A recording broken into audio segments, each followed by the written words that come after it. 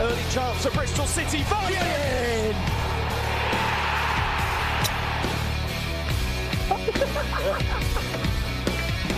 Oh, he's done it. As well's got the finish. You bet he has. Here goes Bell. It's a brilliant run from Sam Bell all the way!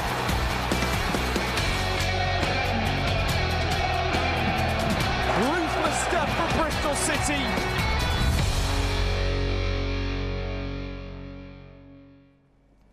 West Yorkshire, famous for rhubarb, coal mining and the smash hit TV show Happy Valley. Plus, it's the location for the second of Bristol City's back-to-back away games, taking on Huddersfield with the hope of returning to the win column. Prior to Saturday's seven-side derby at the Cardiff City Stadium, the Robins hadn't tasted defeat on the road in the Sky Bet Championship since late October. And with no goals from open play in the last four, City will be wanting to find their form in front of goal once more. For Huddersfield, a fight for survival. For City, a faint push for a place in the playoffs. We can but hope. Hello, good evening, and welcome to Robins TV, here live from Ashton Gate. My guest tonight is none other than City's head of academy coaching, Alex Ball. Welcome back.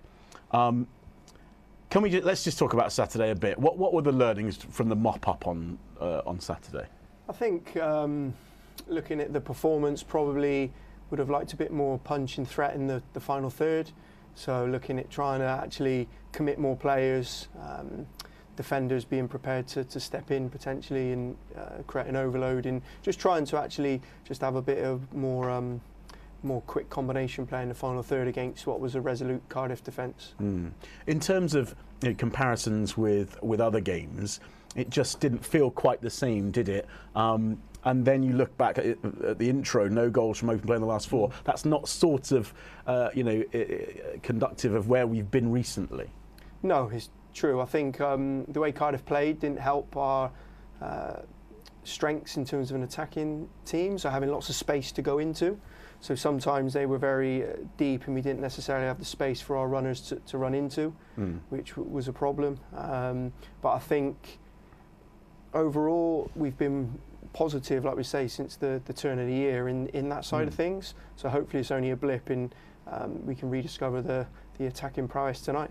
Absolutely. We'll get the team news on the way in just a sec, but we lost Joe Williams and Thomas Callis. Was obviously a great loss. Yeah, really disappointing. I think I was there Saturday and watching it and seeing them both hobble off. It was frustration and really stretches the squad. Kind of shows the I guess the smallness of the squad, and it's just desperate luck for those two as well. And hopefully that they're not out too long, can recover quickly. I think Joe's a bit more serious. So yeah, we'll see. Great stuff. All right, Alex, for now, thank you very much. Right now, talking about that all-important team news, the man that's always in the know before any of us is Toby Osborne. Thanks very much. Downsy, Bristol City face an old foe tonight in Neil Warnock. He makes four changes to the side that shipped 4 goals to the Sky Blues on Saturday. The first comes between the sticks.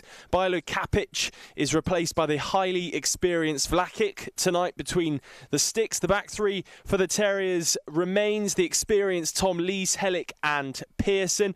And then 3 changes come in midfield. Headley, High and Loughton are dropped down to the bench. Ben, Jackson, Brahima, Diarra and Josh Ruffles are preferred in midfield by Neil Warnock. And then up front, Danny Ward and Hungbo will lead the line today. Lots of youth for the Terriers on the bench. Edmonds, Green, Kasumu, and then the experience of Waghorn. Very important tonight in the absence of top scorer Jordan Rhodes. Nigel Pearson makes 3 changes from the 7-side derby defeat.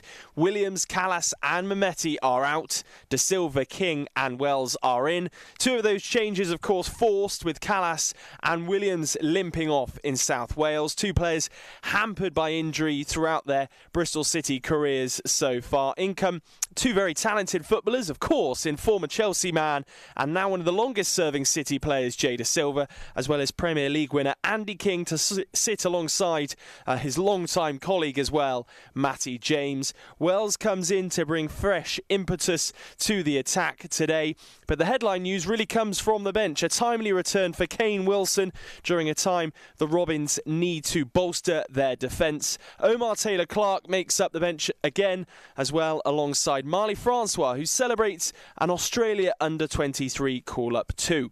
Right, let's hear from the man in charge tonight, Robins TV with Nigel Pearson. Nigel, some enforced changes, Joe Williams, Thomas Callis out. How are they and how do you approach this game without them? Well, not good news for either of them in the sense that they're going to be lengthy layoffs for both of them. Joe, possibly his season's finished, which is a real blow for him and for us. He's been playing well. Thomas, again, a setback after his heavy fall at the weekend, and he's going to be around 6 weeks, so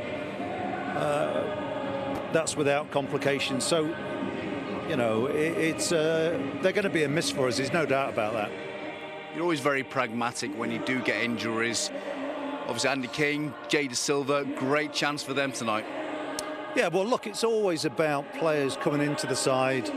We're not changing the formation, so it'll be we'll be playing a similar way. They've just got to come in and make sure they do the job. And likewise, when we've had a bit of a change at the back with Cam Pring coming inside to centre back, he's played there before, albeit mostly in a 3, but you know, we need him to do that. And Jay, I think when he's gone on of late as a substitute's done well, so it's up to the players to step up now. It's always disappointing to lose players, but we get other players who get the chance.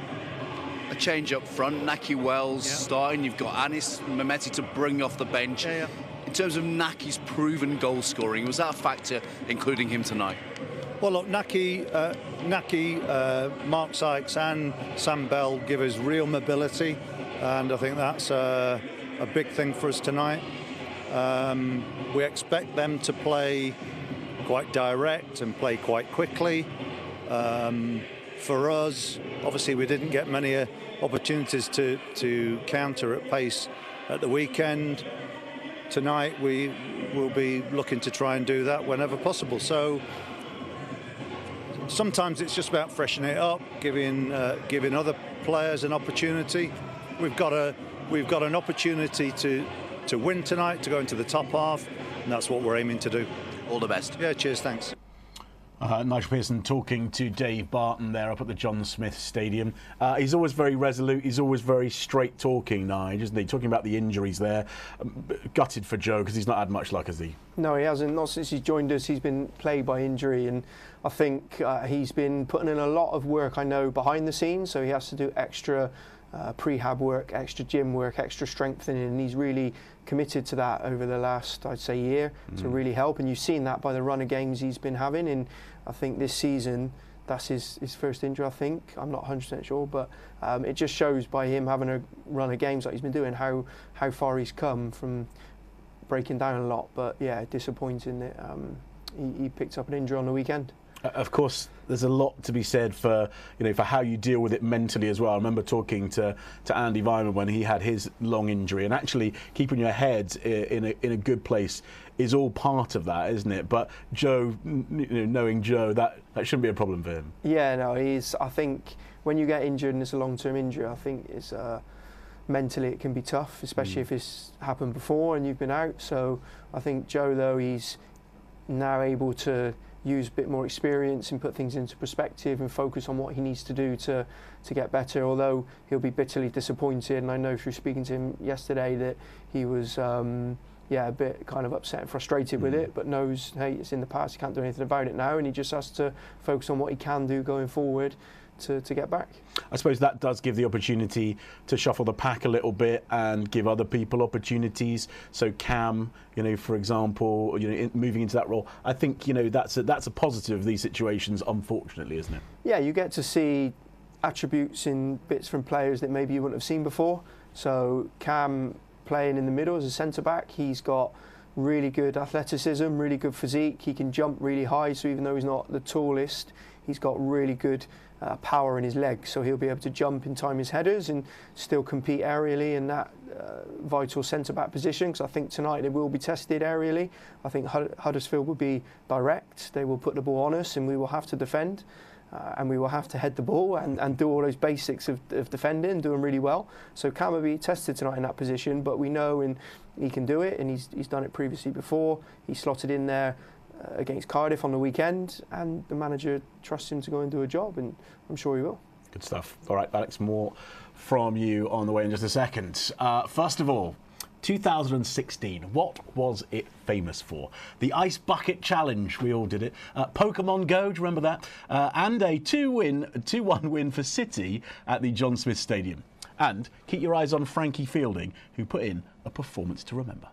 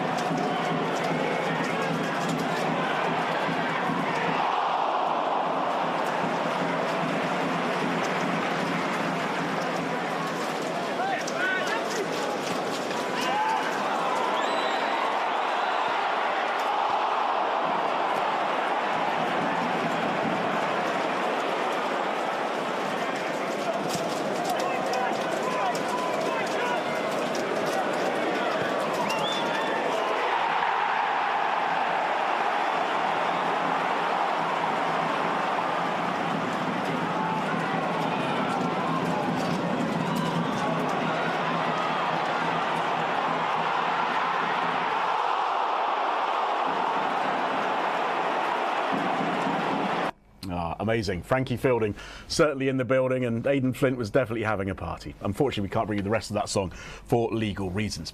Still to come, you can catch part 2 of our chat with Cal Naismith on his journey to Ashton Gate, and of course all the action from West Yorkshire. We'll see you after the break.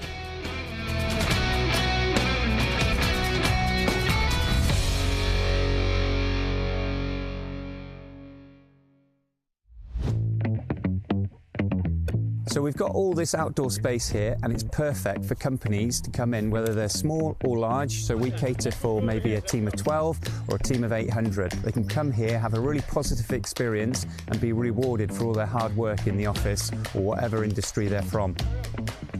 As we've got such a big company, a lot of us don't see each other. Being able for the first time to get everyone out together in one place doing an activity together was great for team bonding and boosting that morale. We can hone in on specific skills such as communication, leadership, teamwork, resilience. Here we've got a 400-metre military assault course, which is fantastic for team building. If you want a morale booster, this is the place to come.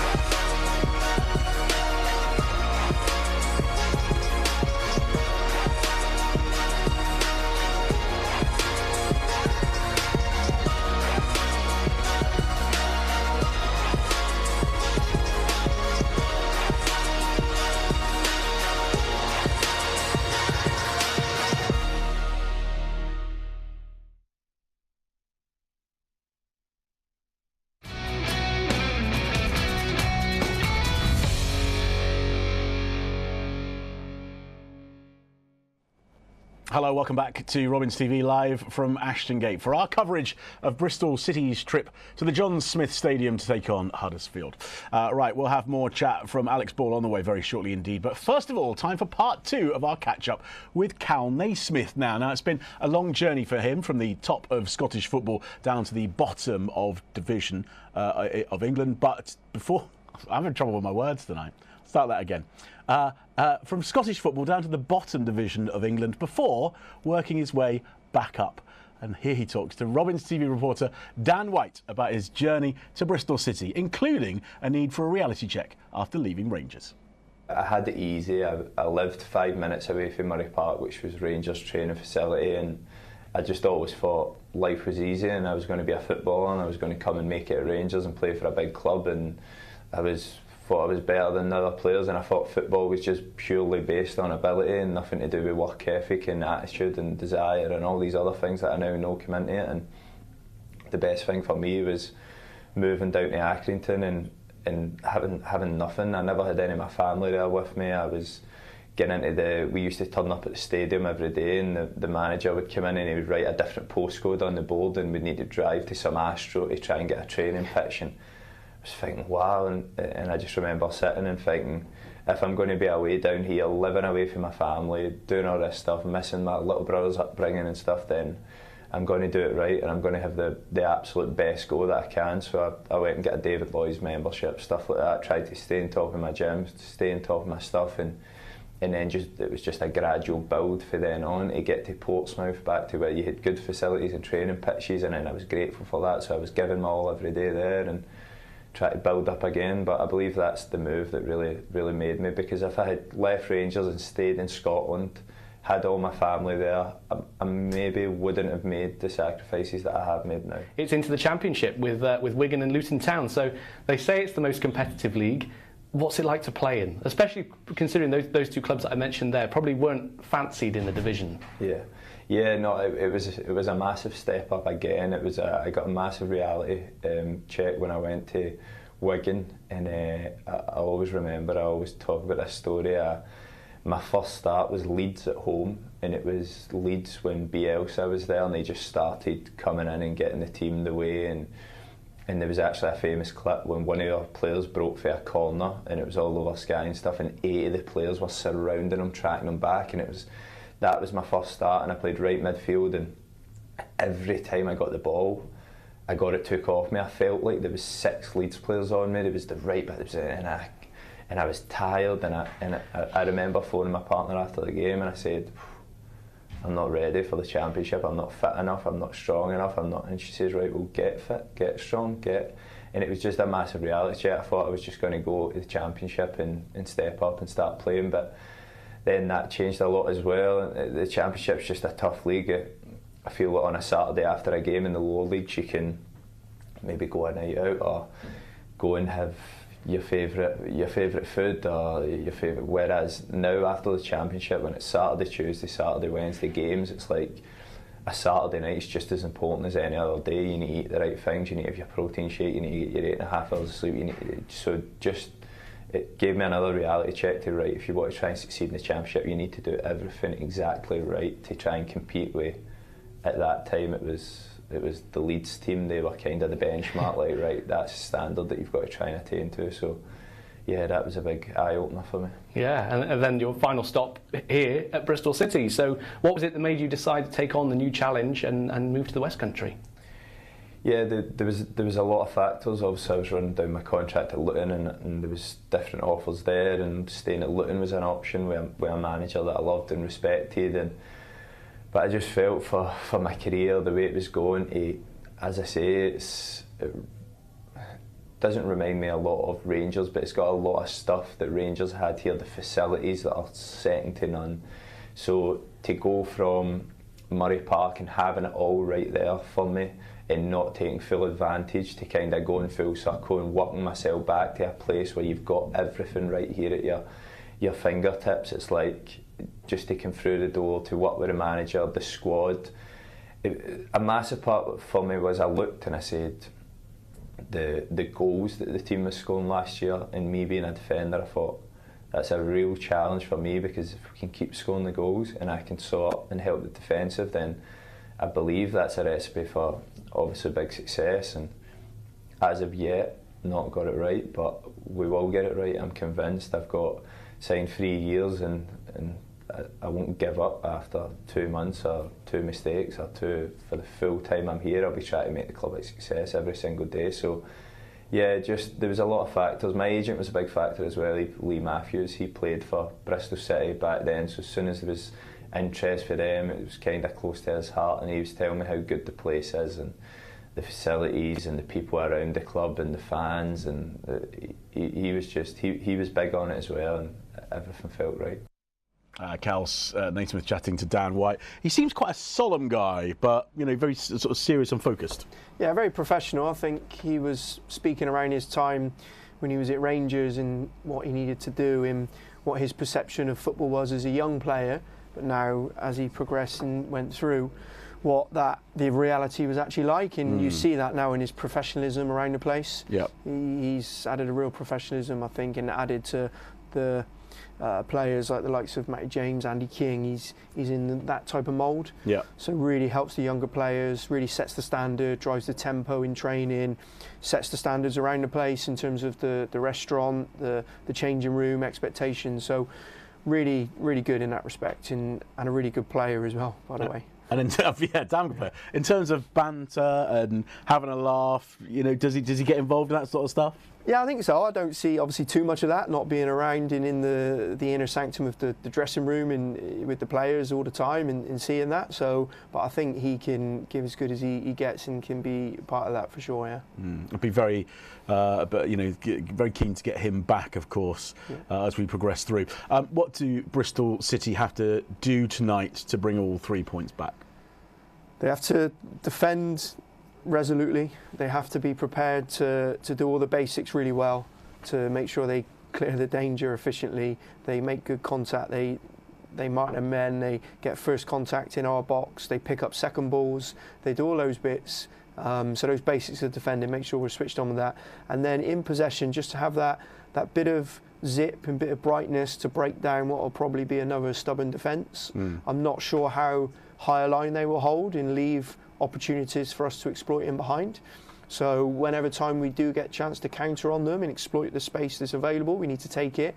Early shots, early crosses, because once we let them get back in set into defensive shape, it's going to be similar, I imagine, to what we experienced on the weekend at Cardiff, with a team that will have some big, strong defenders and who we could potentially find it tough to break down. Just seeing the teams warming up here. Huddersfield are having a torrid time of it at the moment. The re-engagement of Warnock has not had the manager bounce that they were expecting. What does that do psychology-wise for us? We know they're not doing well. We know they're fighting to avoid relegation. How does that sort of affect where we go?